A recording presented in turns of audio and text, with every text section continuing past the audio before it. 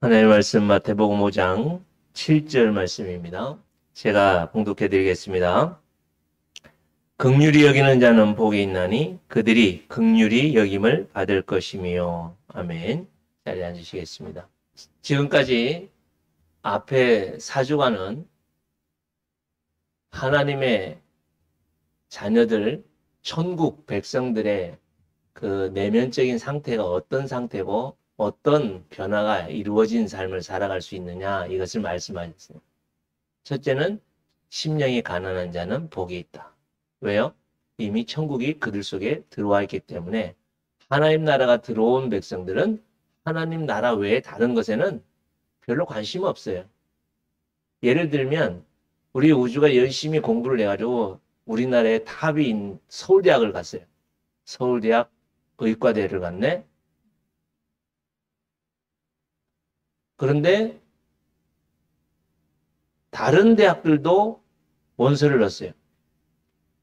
부산에 있는 고신대학도 넣고, 저 제주도에 있는 제주대학도 넣고, 전라도에 있는 전남대학도 넣고.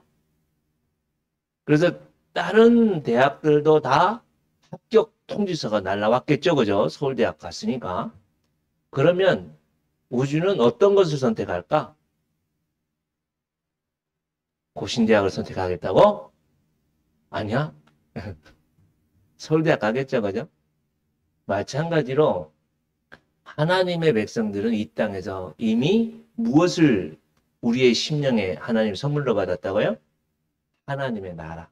하나님 나라라고 하니까 뭔가 이렇게 물질적이고 뭔가 이렇게 할 수 있는데 그것이 아니라 하나님이 오셨어요. 하나님이 오셔서 하나님이 우리를 다스리시고 인도하시고 우리에게 영원한 생명의 삶을 살아갈 수 있도록 이 땅에서 하나님의 백성으로 우리를 삼아 주셨습니다.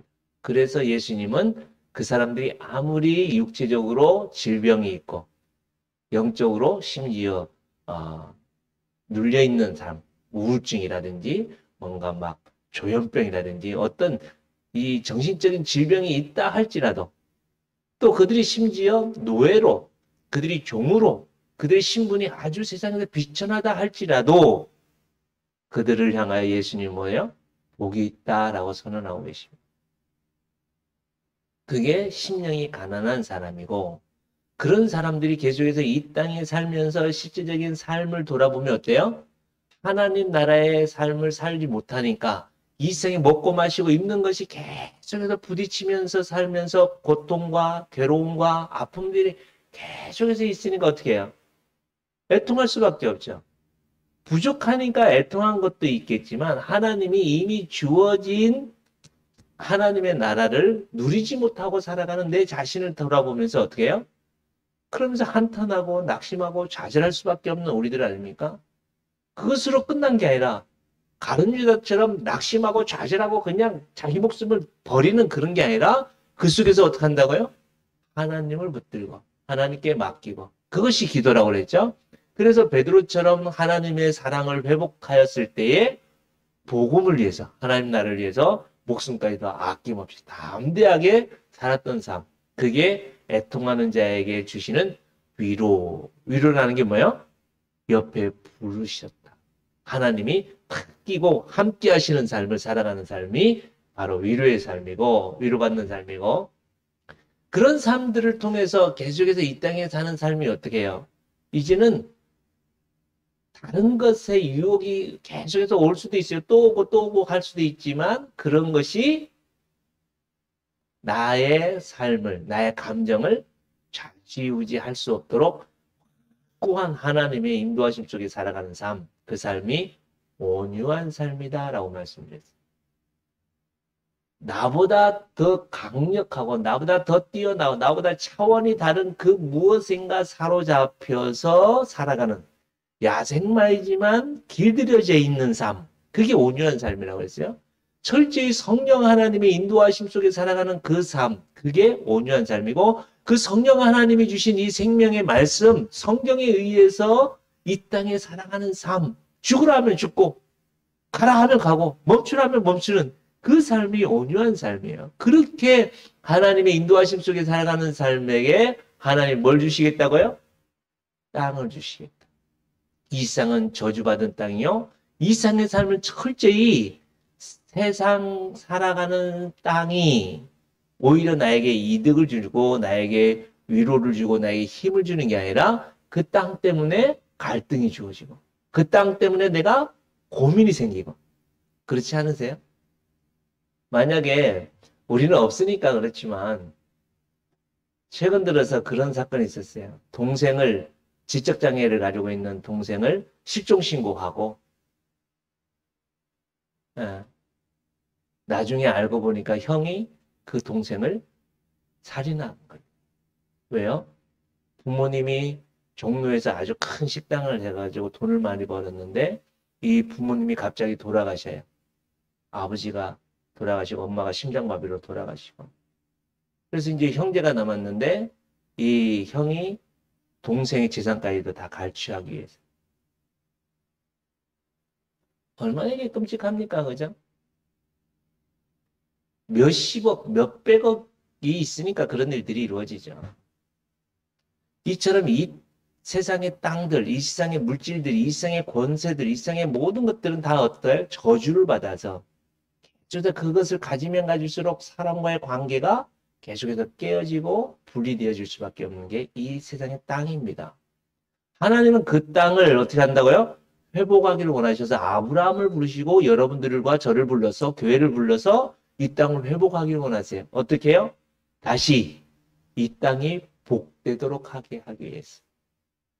그래서 철저히 성령 하나님의 인도하심 속에 살아가는 여러분과 저에게 그 땅을 주셨어요. 그 땅이 어디예요? 여러분들의 가정이요. 여러분들의 삶의 현장입니다. 우리 우주에게는 신원중학교일 수도 있고 우리 모주에게는 중남초등학교일 수 있고 나에게만 주신 땅. 이 언양 땅에 나의 삶의 반경에 주신 내 발로 디디고 있는 그 땅 하나님 나에게 주셨습니다. 근데 그 땅들이 저주의 모습으로 있느냐?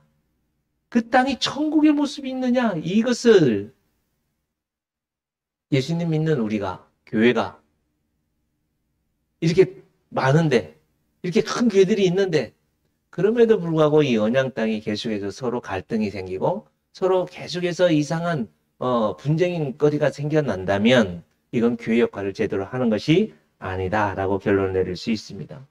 이처럼 온유한 자에게 하나님이 땅을 주시고 그 땅을 통하여 하나님의 통치와 다스리심을 이루어 가니까 어떻게 해요?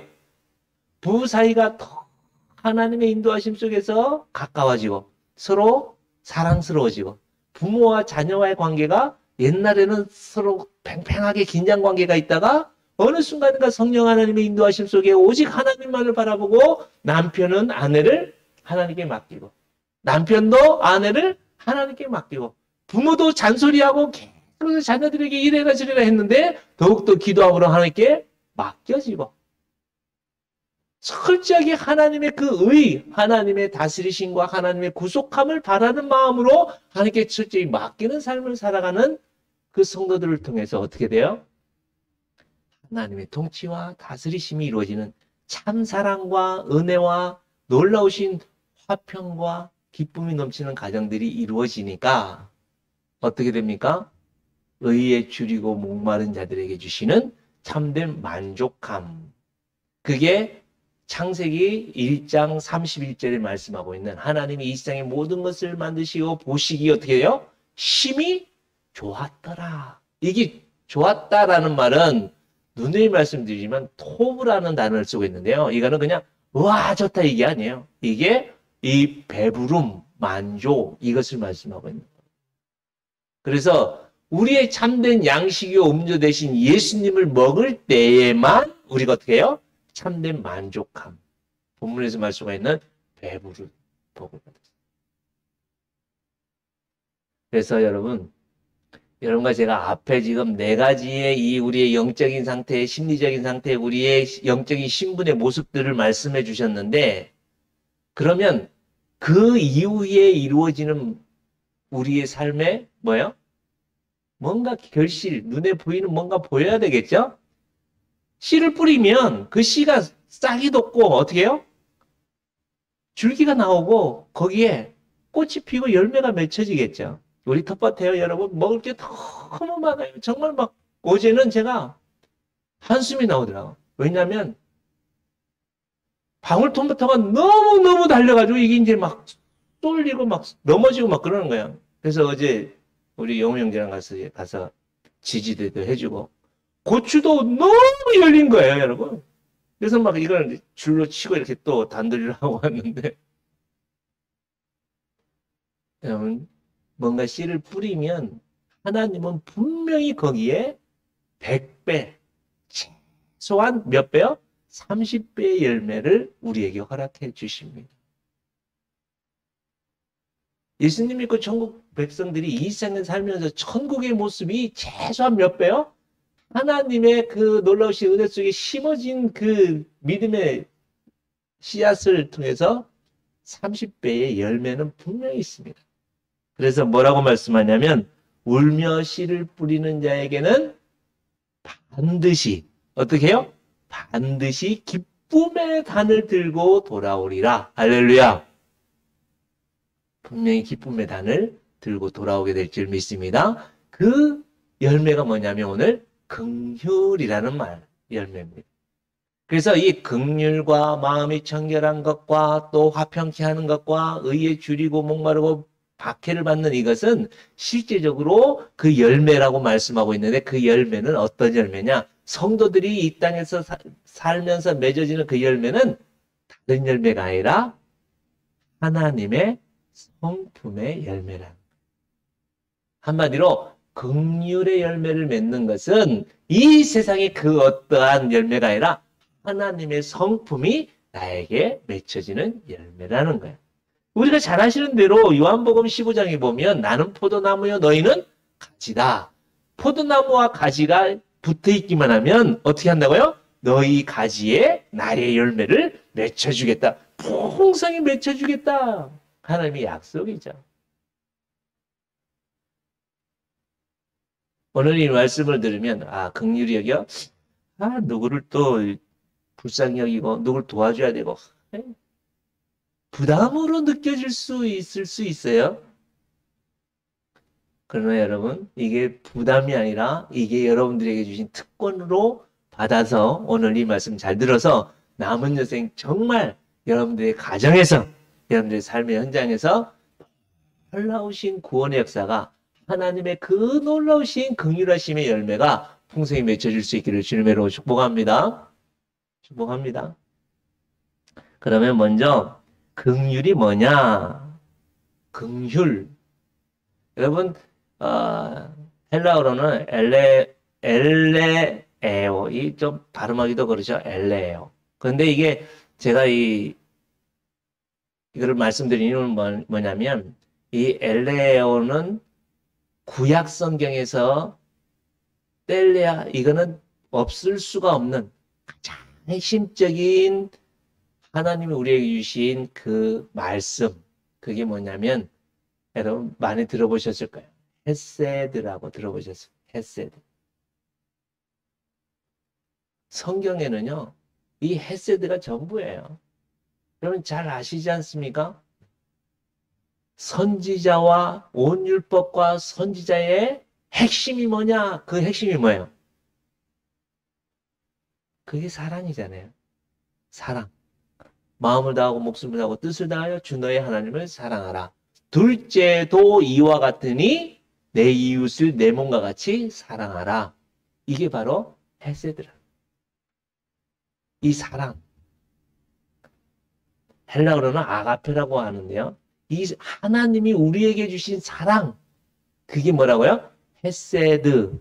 그걸 다른 말로 자비, 인애. 오늘 말씀은 긍휼이라는 말씀. 이거 엄청나게 중요합니다. 너무 중요하고요. 이게 천국 백성으로서 좀 전에 영적인 우리의 변화가 일어났다면 이 세상에 살아가는 삶에 있어서 첫 번째 맺혀지는 열매가 뭐라고요? 긍휼이라는 거예요. 이걸 옥하는 목사님은 돌아가셨는데요. 서울 사랑의 교회. 옥하는 목사님은 이거를 명확하게 설명을 해주시더라고요. 이 긍휼이 뭐냐? 긍휼. 그게 뭐냐면 그 사람의 마음이 되는 것, 그 사람의 상태가 되어지는 것. 여러분, 오늘 이 본문 말씀은 우리가 뭔가 긍휼의 열매를 맺어야 하나님의 긍휼을 받을 수 있다라는 뉘앙스가 우리가 가질 수 있는데 아닙니다. 다시 말씀드리지만 이 팔복에 주시는 이 문장의 구조는 철저하게 뭐가 선행되어지냐면 뭐가 선행돼요? 우리가 심령이 가난해져야 천국을 소유하는 게 아닙니다. 이미 하나님은 여러분과 저에게 하나님의 나라를 주셨습니다. 아멘? 뭐죠? 하나님의 나라가 나에게 이미 주어졌어요. 이게 믿어져요? 잘 몰라요. 저 때 믿어지면 안 돼. 저 때 믿어지면 요새까지 큰 인물이 될 건데 사실 믿는지 안 믿는지 표현이 잘 안 돼서 그렇지 이미 저 속에는 하나님 나라가 임했습니다. 그래서 이미 복된 자예요. 그래서 그 심령이 가난해질 수밖에 없다니까요. 아니 이 세상에서 가질 수 없는 하나님의 나라가 서울대학과 비교할 수 없는 진짜 하나님 나라가 나에게 주어졌는데 하나님의 자녀가 됐는데 뭐가 더 필요합니까 여러분? 마귀는 계속해서 아담과 하와에게 와서 에덴 동산 하나님 나라의 모형대로 모든 것을 배설했던 그 땅에서도 뭐요?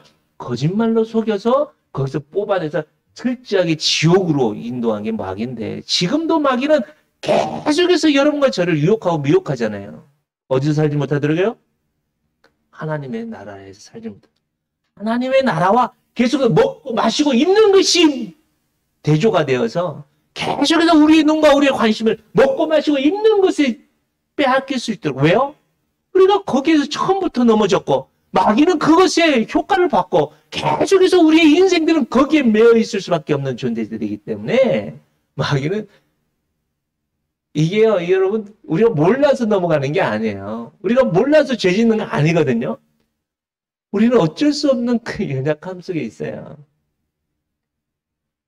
그래서 우리는 이미 하나님의 나라의 백성이고, 그래서 철저하게 죽기 살기로 어디요? 하나님 나라를 소망하고, 하나님을 소망하고, 하나님만을 바라보고 살아가는 그 삶을 살아갈 수밖에 없는 게 우리다라고 선언해주고 있는 거예요. 오늘 말씀도 보면 긍휼히 여겨야 긍휼을 받는다? 아닙니다. 이미 하나님은 여러분과 저에게 헤세드를 이미 주셨습니다. 우리가 잘 아시는 대로 하나님이 모주를 이처럼 사랑하셨다. 저는 이 말씀에 지금도 정말 막 온 몸이 떨릴 정도로 하나님의 말씀이 하나님이 영혼을 이처럼 사랑하셨다는 게 뭐냐면 하나님처럼 사랑하셨다는 거예요. 하나님이 저를 하나님처럼 사랑하셨다는 거예요. 하나님이 우리 우주를 하나님처럼 사랑하고 계신다는 거예요. 지금도. 하나님이 지금 나를 이 진짜 아무것도 없고 보잘것도 없고 계속해서 죄악으로 가득 찰 수밖에 없는 이 세상 사람들도 인정해 주지 않는 나를 하나님은 지금도 나를 하나님처럼 사랑하셔서 하나님의 전부를 주셨다는 거예요. 이처럼 사랑하셨다라는 것은 하나님처럼 사랑하셔서 하나님의 전부를 주셨어요. 뭘 주셨어요? 독생자를 주셨어요. 예수님을 주셨어요. 그보다 더 큰 긍휼이 어디 있고 그거보다 더 큰 하나님의 사랑이 어디 있습니까? 이미 우리는 하나님의 헤세드, 하나님의 사랑을 받은 사람이에요. 실질적으로 여기서 긍휼이라는 것은 위기가 있고 아픔이 있는 사람들을 불쌍히 여긴다. 거기에는 뭐 경제적인 위기와 건강의 위기와 이 인생이 만날 수 있는 여러 가지 사람과의 관계에서 만날 수 있는 그 위기와 아픔들이 있을 수 있죠. 그것을 만난 사람들을 보고 불쌍히 여기고 그 사람들을 도와주는 마음이 긍휼히 여긴다라는 말씀인데요. 오늘 본문에서 말씀하고 있는 이 긍휼은 엘레오는 그런 것을 뛰어넘습니다. 그래서 오카는 목사님이 이것을 어떻게 해요? 그 사람의 입장으로 들어가는, 그 사람의 마음으로 들어가는.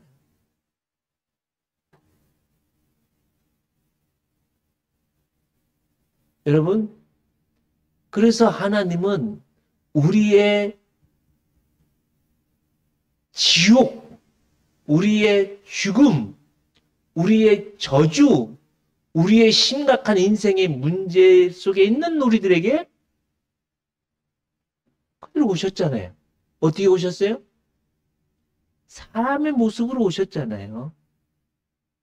그게 성육신이라는 하나님의 헤세드, 하나님의 자비하심, 하나님의 긍휼하심, 하나님의 날 사랑하심의 끝판입니다. 끝판.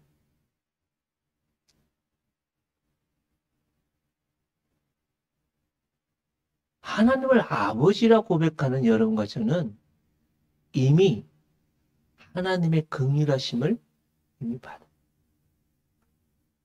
우리가 자녀들이 아프면 참 아시겠지만 한 달에 한 번씩 계속 열로 인해서 고통당하는 그 자녀들 보면 막 가슴이 너무 아파요. 너무 힘들어요. 그래서 끙끙 앓고 있는 건 내가 아프면 좋겠는데, 내가 대신 아팠으면 좋겠는데 그게 안 되잖아요. 그게 부모가 조금이라도 느낄 수 있는 자녀들을 향한, 만약에 자녀들이 학교에서 왕따를 당하면 막 어떡할래요 이거? 가서 대신 싸워요? 대신 그 친구들, 그래서 그 아이를 막 거기서 빼내가지고 다른 데 전학을 시켜요? 그거는 해결점이 아닙니다. 바른 방법은 뭐냐면 엄마가 그 딸이 함께하고 있는 반에 눈높이를 맞추는 거예요. 하루는 선생님한테 이야기를 하고 가서 엄마가 그냥 그 친구들에게 막 물질이라든 최고 좋아하는 걸 쏘고, 또 뭔가 조금 이 아이가 왜 왕따를 당하는지 그것을 알면서 그 아이의 입장에서 함께 거기서 지내는 거예요. 그럴 수 없잖아요. 그렇다면 어떻게 해야 돼요? 이 아이에게 엄마의 사랑, 엄마가 함께하고 있다는 것을 주시시키고, 이 아이로 하여금 그 문제, 왕따를 당하고 있는 그 어려움들을 이겨나갈 수 있는 뭔가 힘을 주는 것. 그게 뭐냐면 긍휼이라는 거예요. 긍휼. 그래서 하나님은 여러분과 저를 거기서 완전히 빼내주셨어요. 그 문제에서 여러분과 저를 완전히 빼내주셨어요. 대신 십자가를 지시고 죽으셨어요.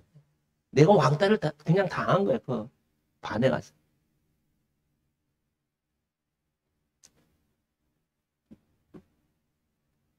그래서 예수님은 여러분과 저에게 이미 헤세드, 에오의 이 긍휼이라고 하는 놀라우신 은혜를 이미 부어주셨습니다. 열매를 맺을 수 있는 생명력을 이미 주셨습니다.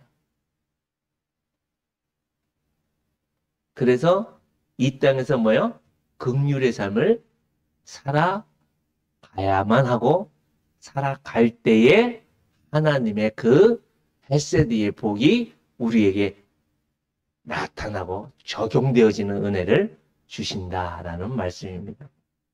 우리가 잘 아시는 대로 누가복음에 보면 어떤 게 있냐면, 누가복음 10장에 보면 사두개인들이 예수님과 이렇게 변론하다가 완전히 예수님에게 한 방에 떨어집니다.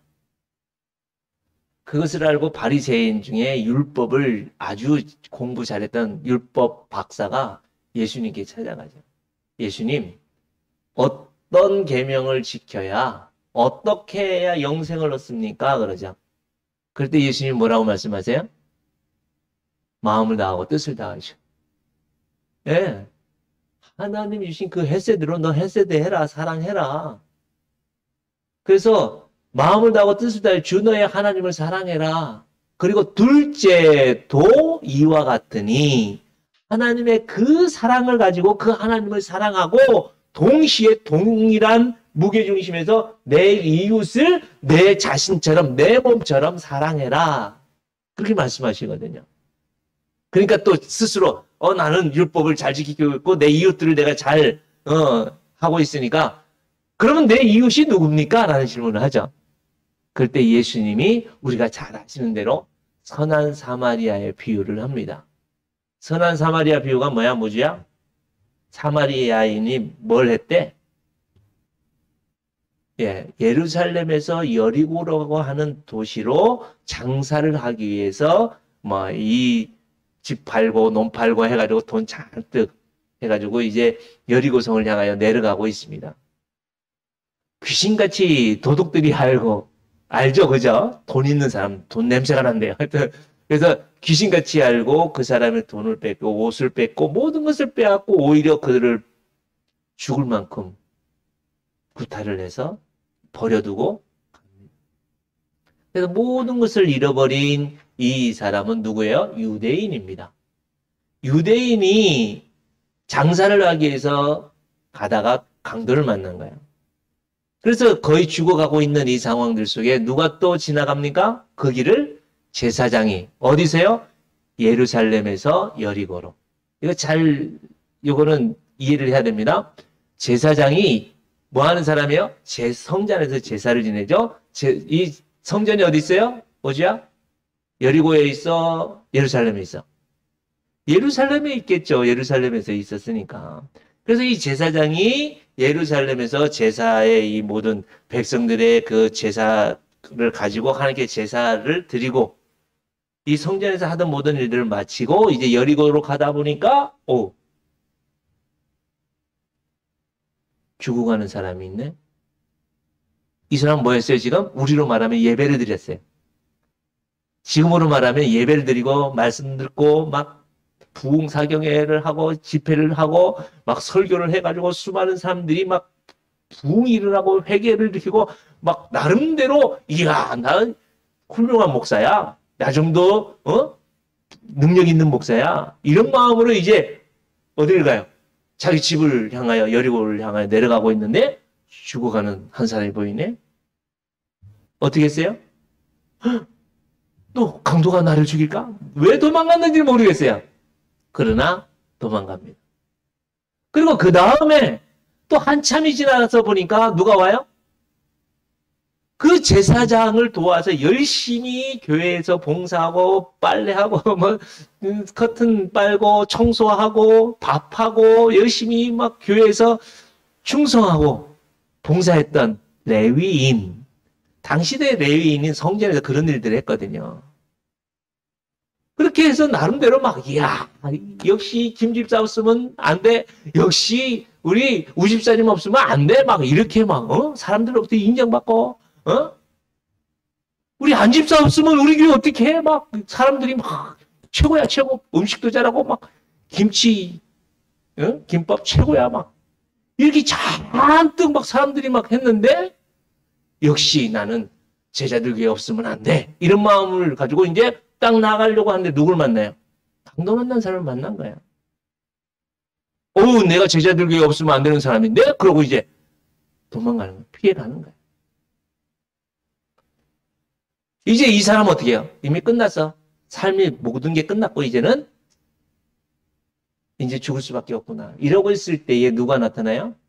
사마리아 사람이 나타납니다. 당시대의 사마리아 사람은 어떤 사람이에요? 이게 역사적인 게 필요한데 하여튼 포로로 잡혀가 있는 상황 속에 이스라엘 백성들이 바벨론과 아수르 포로로 70년 동안 잡혀갔잖아요. 그때에 이 사마리아 성에 이 아수르 사람들을 데려다가 이방인들을 데려다가 그 속에 살게 했거든요. 그래서 남쪽 유다는 철저히 그 서로 혼인을 안 했는데 이 사마리아 성은 아수르에 의해서 망했고 아수르 사람들을 데려다가 살게 했기 때문에 그 속에서는 철저하게 뭐예요? 아수르 사람들과 성경에서는 이걸 막고 있었는데 그 사람들 어쩔 수 없이 그냥 같이 결혼하고 살았어요. 그래서 유대인들은 이 사마리아 사람들을 향해서 뭐와 같이 이방인 취급을 했어요.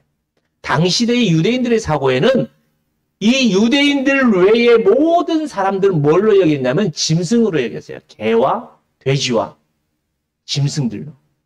누굴요? 이방인들. 지금도 그런 게 있습니다. 그랬던 이 사마리아 사람이 지금 이 강도 만난 사람 누구라고요? 그렇게 무시했던 유대인이라고요.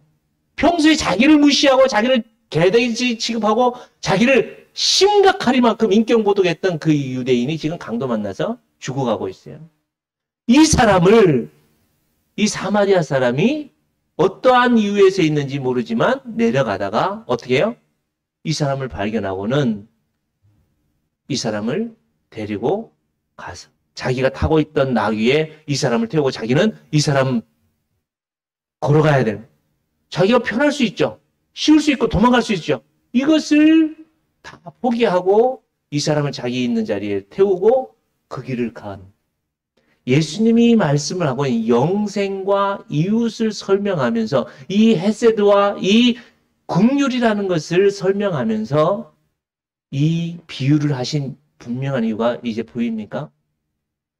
교회에서 아무리 종교 행위를 하고 내가 주의 이름으로 선지자 노릇하고 내가 주의 이름으로 귀신을 쫓아내고 내가 주의 이름으로 어떤 일들을 하고 교회에서 뭐 식당에 뭐 봉사도 하고 11조 하고 뭐 하고 이런 거 다 했다 할지라도 뭐 하지 않으면요 긍휼히 여기는 마음이 없다면 하나님의 주신 그 긍휼함의 이 긍휼의 삶이 없다면 아무것도 아니에요.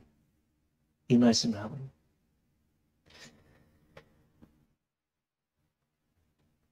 아유, 예. 잠깐 또 이 부분들을 설명드릴게요. 마태복음 18장에 보면 어떤 비유가 또 나오냐면 예수님께서 달란트 비유가 나옵니다. 1만 달란트 빚진 자를 어떤 이유에서 그 신하가 1만 달란트가 얼마 정도 된다고 혹시 기억나세요? 제가 대충 지금 생각으로 대충 계산해 보니까 한 6조? 놀라지도 않네요. 그죠?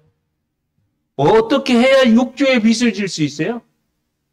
이게 설명을 하지 않고 이것은 무엇을 말씀하고 있냐면 사람으로서 어떻게 이것을 갚을 수 없는 그 액수를 1만 달란트.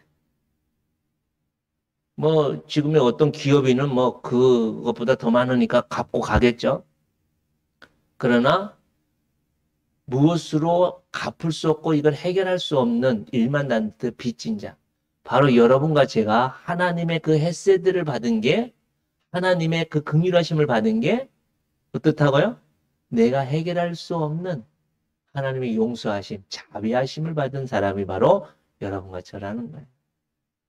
그래서 이 1만 달란트 빚을 그 왕이 아이고 알았다. 너 힘으로는 이거 갚을 수 없지? 알았어. 내가 없던 걸로 해줄게. 이제부터 이 사람에게 있던 1만 달란트 빚 탕감 그랬어요. 얼마나 이게 놀라워요. 얼마나 이게 감격스러워요. 그죠? 그래서 이 사람이 그 기쁨을 가지고 막 뛰어나와서 거리를 가고 있는데 나한테 얼마? 100데나리온. 데나리온이라는 것은 하루 품삯인데요. 100데나리온이라는 것은 석 달 열흘 100일 동안 돈을 번.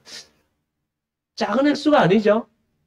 그래도 조금 값이 나가는 액수인데 이것을 빚진 사람을 딱 만난 거야. 어떻게 했어요? 너 일로 와. 너 나한테 뭐 지금으로 하면 한 1억이라고 하면 1억 너 갚아. 그런 거예요. 용서해 주세요. 내가 지금 정말 이게 갚을 수 없는 상황인데 내가 어떻게 해서든지 갚아보겠습니다. 아니야. 너 안 돼. 너 1억 안 갚으면 너 이제 안 돼. 그래서 그 사람을 데리고 돼요? 감옥에 그냥 집어넣는 거예요. 아니 여러분 돈을 한 푼이라도 받으려면 어떻게 해야 돼요? 그래도 그냥 놔주고 그 사람이 뭐 어떤 것을 통해서 갚도록 할 수 있는 여지를 내야 돼. 이건 뭐냐면 모든 여지를 끊어버리는 거예요. 가만히 보십시오. 우리가 긍휼한 은혜를 받았으면서도 말을 딱딱 끊는 부분들이 있어요. 끝났어. 이제는 안 돼. 저 사람하고 이제 더 이상 못 살아. 최근에 그런 분들을 좀 만나는데 교회 안에 있는 분들인데 도저히 남편하고 못 살겠대. 도저히 이제 뭐 끝나겠대. 그래서 조금씩 조금씩 이야기를 하는 과정들 속에서 어떻게 해요? 아, 하나님의 말씀에서는 뭘요? 긍휼히 여김을 받은 나라구나. 처음에 말씀드렸듯이 하나님이 나 하나밖에 없는 것처럼 날 사랑하시고 나를 위해서 하나님의 전부를 주셨다. 근데 그 하나님이 왜 이 원수 같은 딱 끊어버릴 수밖에 없는 이 원수 같은 남편, 원수 같은 아내를 주셨을까? 이런 상황을 나에게 주셨을까? 왜요? 뭐 때문에요? 하나님 나를 괴롭히기 위해서요? 하나님이 나를 그냥 막 심하게 그냥 고통 속에 있는 것을 즐기기 위해서요? 아닙니다, 여러분. 그 모든 것은 그 사람과 그 상황을 통해서 나를 구원하기 위해서요. 누구를요? 나를 구원하기 위해서. 나를 긍휼에 불쌍히 여기는 마음, 그 사람과 동일한 마음을 가지고 다가서면 용서 안 될 사람이 없고요. 그 사람을 용납하지 않을 게 아무것도 없어요.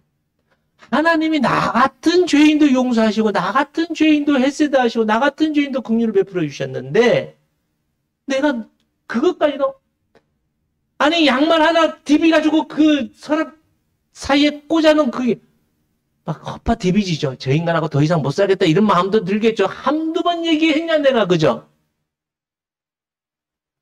근데 가만 보면 아무것도 아니거든. 지는 어떻게 해요? 미련하다는 말만 해도 내가 살인이라고 하는데 내가 얼마나 말로 행동으로 감정으로 살인하고 도둑질하고 간음하고 얼마나 음란하고 음탕하고 이 속에서 죄악된 것이 가득한데요. 그랬다면 하나님이 나와 같은 마음이었다면 지금 어떻게 했어요? 이미 끝냈어요. 이미 죽었어요.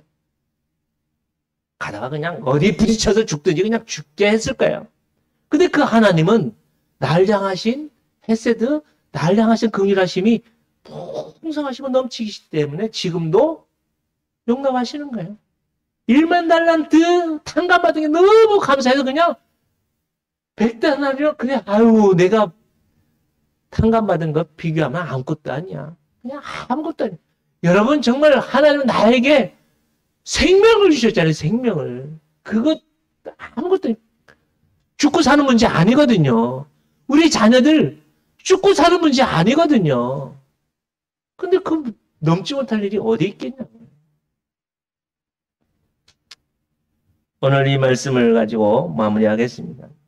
금요일 날 어떤 분이 1층에 있는데 찾아오셨어요. 막 한 잔 이만큼 마시고 찾아와요. 목살, 액잔, 막 정신이 없어요. 그러면서 의자에 딱 앉는데 막 코를 틀어막을 수밖에 없더라고요. 그 진짜 뭐랄까 찌든내 막 이건 막 진짜 정말 그래서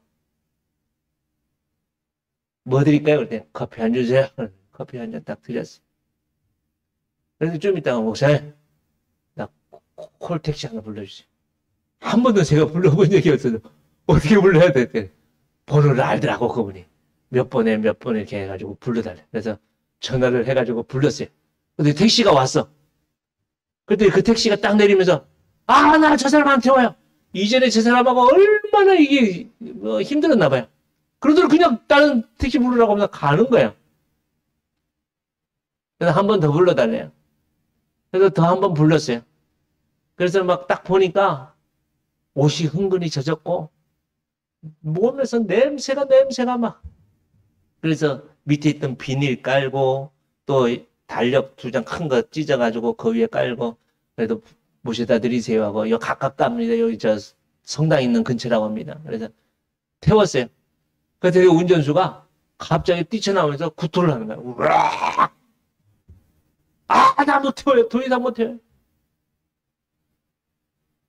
그래서 그 택시 그냥 갔어요. 막 제가 그때 교회 차라도 있었으면 제가 모셔다 드렸을 건데 그때도 제가 차를 없어가지고 그래서 어르신 그냥 가셔야 되겠네 그랬더니 막 비틀비틀 거리면서 또 그냥 가시더라고요. 가까우니까 그냥 가시더라고요. 근데 그분이 앉았던 의자에 보니까 막 진짜 흥건히 젖어 있는 거예요. 제가 거기서 오늘 이 말씀을 나는 긍휼히 여기면서 이분을 대했는가? 내가 그분의 입장에 서서 조금이라도 생각해 봤는가? 제발 좀 빨리 갔으면 막, 더 이상 이 냄새 안 맡았으면 막. 그래도 목사인 걸 알고 찾아온 분이기 때문에 그거 누르고 커피 한 잔 드리고 전화하고 모시고 제 자랑 같은 게 아니라 정말 너무 불쌍한 거예요, 그분이. 그런데 어제는 제가 밭에 가서 일을 하는데 그 냄새가 계속 나는 거예요. 어디서 나나 싶었더니 제가 쓰고 있는 모자에서 나는 거예요. 한 일주일 정도 이거를 땀 흘리고 냅두고 땀 흘리고 냅두고 하니까 그 냄새가 그대로 나는 거예요. 그래서 뭐냐면 우리 사람들은 꼭 그 사람에게서만 나는 냄새가 그 사람에게만 나는 게 아니라 나에게도 동일하게 날 수 있다라는 거예요. 항상 우리는 역지사지의 마음을 가지고 있는 게 긍휼이래. 우리 어린 친구들은 이게 어떤 마음인지 잘 모르겠지만 오늘 이 말씀 가지고 하나님이 날 불쌍히 여기셨고 날 사랑하셨고 나를 위해서 하나님의 전부를 주신 것처럼 나도 내 친구들과 이웃들을 위해서. 여러분, 이웃이 멀리 있잖아요. 남편은 아내예요. 아내는 남편이에요. 부모는 자녀고 자녀는 부모예요. 이게 서로 마음을 다하고 뜻을 다해서 사랑하지 않으면 이웃들이 아무리 관계가 좋아도 다 지옥입니다. 세상에서 아무리 성공해도 지옥입니다. 하나님은 그걸 우리에게 말씀하시는 거예요. 오늘 이 말씀, 긍휼히 여기는 자는 복이 있나니. 하나님의 긍휼을 받아서 긍휼히 여기는 자는 복이 있나니 저희가 긍휼히 여김을 받을 것이. 야고보서에서 보면요. 우리가 긍휼히 여기지 않으면 긍휼이 없는 심판을, 우리가 긍휼히 여기면 긍휼의 심판을 받는다. 하나님이 우리가 긍휼히 여길 때에 하나님 앞에 갔을 때 여러분 하나님의 독생자를 아낌없이 주셨던 그 사랑으로 우리에게 주셔서 우리가 이 땅에서 또 하나님 앞에서 하나님의 품에 안겨지는 긍휼의 복을 받게 될 줄 믿습니다. 무엇보다 중요한 것은 여러분 긍휼의 복을 받기 위해서 긍휼의 삶을 사는 게 아닙니다. 이미 긍휼함을 받았기 때문에 긍휼의 삶을 살게 되어지면 긍휼의 복을 이미 받는 거예요. 효도를 하면 복 받죠? 효도를 하면 복 받아요. 하나님 그렇게 약속하셨어요. 근데 효도를 해서 그 다른 어떤 복을 받는 게 아닙니다. 이 효도를 하는 건 뭐예요? 부모님이 나를 사랑하셨고 부모님이 나에게 은혜 주신 것에 감사해서 내가 있는 걸 가지고 부모님께 효도하는 거예요. 그걸로 끝이죠. 그걸로 끝이어야 되잖아요. 그게 이미 복 받은 거잖아요. 그러나 우리는 내가 부모님께 효도를 하면 부모님이 나에게 뭔가를 줘야 된다. 이거는 있을 수 없는 오늘의 말씀과는 완전히 반대되는 말씀. 오늘 말씀을 꼭 붙들고 여러분 가장 가까이에 있는 이웃들에게 긍휼을 베풀어서 하나님 앞에 긍휼에 받은 복을 받아 누리며 이 땅에서 하나님의 나라를 누리고 천국의 놀라우신 구원의 역사들을 받아 누릴 수 있는 여러분과 제가 될 수 있기를 축복합니다. 기도하겠습니다. 만왕의 왕이시고 만유의 주가 되신 아버지 하나님, 이 시간 이미 우리는 하나님의 긍휼하심을 받은 하나님의 자녀인 것을 말씀하고 있습니다.